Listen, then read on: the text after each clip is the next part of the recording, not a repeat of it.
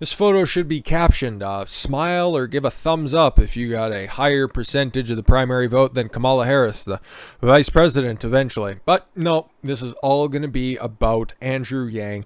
Yep, earlier this week he said that I'm leaving the Democratic Party. I don't know if it's the right place for me to be at this time, and he has some very interesting rationale behind leaving the Democratic Party, and that's why I wanted to highlight this, okay?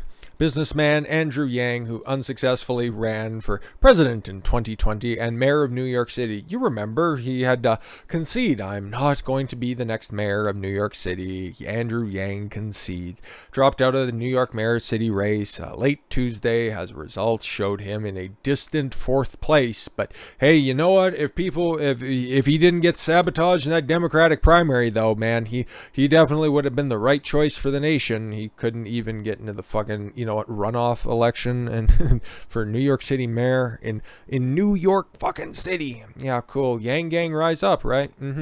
Throughout my 20s, if we're doing Andrew Yang, we just make sure that we gesticulate like you're fucking half Italian, for Christ's sakes. Or Jesus Christ, if you tied his hands together, okay, I think you would stutter. Sometimes I like to gesticulate and move my hands around when I talk for just, emphasis, but this dude, like, I don't know if he's shaking mythical and fucking made up drinks or whatever, but he's all over the place. Throughout my 20s, I remained a staunch Democrat, though, like many others, I was drawn primarily to national races. Yang wrote on his website, I co-hosted a small fundraiser for John Kerry's campaign. I guess not everybody's perfect. When I was 29 and we raised maybe $3,000. I was thrilled to Barack Obama's victory in 2008 and to a lesser extent his re-election in 2012, and then I thought I could do something about it. Years later, Yang said he donated to Bernie Sanders' campaign and no refunds, and then voted for former 2016 candidate Hillary Clinton over then candidate Donald Trump because, hey, guess what? You know what? Hey, through my 20s, isn't he like 40 something? I guess old habits die hard. Just like anybody associated with the Clinton family. Last year, after losing the Democratic nomination, Yang, who had championed universal basic income, dumbest fucking idea imaginable, recalled campaigning in favor of then candidate Joe Biden and later for Democratic candidates John Ossoff and Raphael Warnock. Yep, encouraging people to illegally move down and vote in the Senate runoff in Georgia. Cool, good job. Oh, but we have many more of Andrew Yang's antics brought up here in this article, and then I've got another one because this dude was power hungry and a reason why he should never be given any levers to any power. And yet I'm confident. Oh, I'm sorry. We need to back up just a little bit. Both of whom were vying to win Georgia's 2 Senate races earlier in January. And yet I'm confident that no longer being a Democrat is the right thing, Yang wrote. And then wrote that the United States is stuck in part because polarizing is getting worse than ever. Yeah, okay. Explaining that I'm not doing that anymore. It was fun to begin with, but now it's just getting tiresome. And yet I'm confident that no longer being a Democrat is, in fact, the right thing. And then he wrote, it is stuck in part because the polarization is getting even worse, explaining that now he can be even more honest about both the system and the people in it. If you were running, okay, if you've seen the corruption, okay, first of all, you fucking supported Bernie twice, okay, and then you voted for Hillary and you campaigned for Joe Biden, but all of a sudden now you want to take the system serious. Oh, okay, cool. Breaking up the Democratic Party feels like the right thing to do because I believe I can have a greater impact this way. Okay, spin off and fail stupid. Listen, what you could do on your own in fucking New York City was embarrassing. Why do you think on a national level you'd do any better? It doesn't work. It isn't clear if Yang will join another party or create his own. Oh, buddy, just wait for the end. You already know. I'm not very ideological. I'm practical. Oh, really? Making partisan arguments, particularly expressing what I often see as a performative sentiment, is sometimes uncomfortable for me. Really? Okay. And you will not catch me saying anything nice about the WWE, but WWE targeted by Andrew Yang as he promises to make Vince McMahon pay. Aha. Okay, cool. He's totally not ideological, right? And he doesn't have any axes to grind. Now, former U.S. presidential candidate Andrew Yang is also a big fan of pro wrestling. He's autistic. I would assume as much. He realizes that WWE misclassifies their superstars as independent contractors. Nice editorializing, even though their restrictive contracts say otherwise. Again, this is, yeah, it's totally true, but unionizing like Zelina Vega, whatever her fucking name is. Thea Trinidad. There, yeah. Like she's saying, he was speaking to Zelina Vega around the time of her WWE release, and then she got rehired anyways.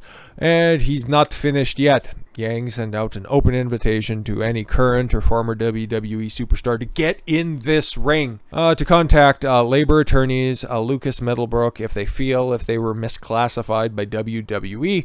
This was followed by a statement about getting those people that WWE owes them, because this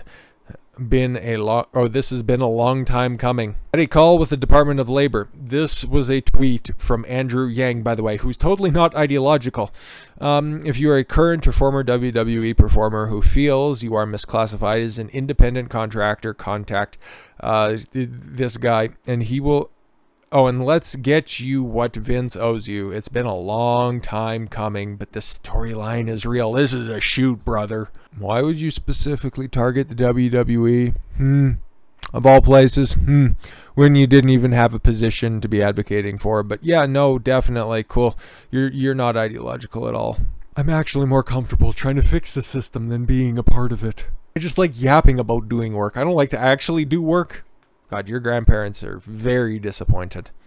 Yang's announcement comes just one day after his book, Forward, Notes on the Future of Our Democracy, is slated to be released. I'm sure it's a steaming pile of shit. Yang wrote for Politico on October 3rd that when he ran for president last year, the newfound fame was enough to go to one's head. No shit. Noting, I'd been a CEO, a founder of a company, but running for office was a different animal.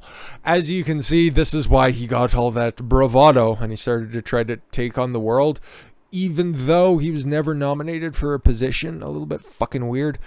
The people around me treated me as either a celebrity or a product of hundreds of staffers were focused on selling, and everyone in my orbit started treating me like I might be a presidential contender. Oh, I was getting a crash course in how we treat the very powerful, and it was weird. But I loved it, and I want it again. There are psychological consequences of being treated this way for months on end. Yang suggested that elected officials who acquire power are susceptible to growing so out of touch. I actually agree with you on that one, but looks like somebody's been getting high on his own supply. Empathy becomes optional or even unhelpful. Leadership becomes the appearance of leadership. Oh, cool. So, with all that said, why would you found your own political party? Huh? I don't know, why would you do that? Anybody who supports this fucking dickhead, tell me more about your failed application to Jonestown. Literally, okay, you're drinking the fucking Kool-Aid on this guy. Everybody who says that Trump supporters are cultists and then unironically support the Yang Gang, you should get your fucking head examined. Andrew Yang promotes inclusive new third party, slams current political duopoly. It's not working. No, your ideas aren't working, pal, okay? Maybe UBI is fucking stupid and people have been advocating against it, and whenever it's been tried, it has failed, horrifyingly badly failed. But you do you, stupid. On Monday, former U.S. presidential candidate Andrew Yang announced he was leaving the Democratic Party. Nobody will miss you. The announcement was made in a blog post calling the move the right thing to do, but the former Democrat turned independent has just turned to another political party, decided to create his own. Yang joined Tucker Carlson today, Thursday, explaining why he's now starting his own inclusive, third party that he believes many Americans will identify with. No, they won't. You're stupid. Right now, this duopoly is not working for any of us. Oh, really? Oh, okay, cool. There's not a duopoly. It's a mono-party, stupid. Yang said of the two-party system, trust me, you don't want more parties. It's just fragmented, and it just creates more of a voice for special interest groups. But maybe that's your ultimate ploy. Maybe you see what's going on in Canada. It's not working for Democrats, Republicans, or independents. And this so... And so this is my new project, the Forward Party. Not right, not left, but forward. Ugh, throw it in reverse and go back to the drawing board, stupid. Yang described his new party as being solutions-oriented and inclusive of all political ideologies. He famously ran for president and failed horrifically in 2020 on a platform of promoting a universal basic income, an idea that is foundational to the Forward Party, along with addressing issues like job automation and impacts on immigrants' impact on the United States economy. How about you address those two things and then worry about spending everybody else's money next? How about that? Our political class really either didn't understand it or didn't want to do anything with it, he said.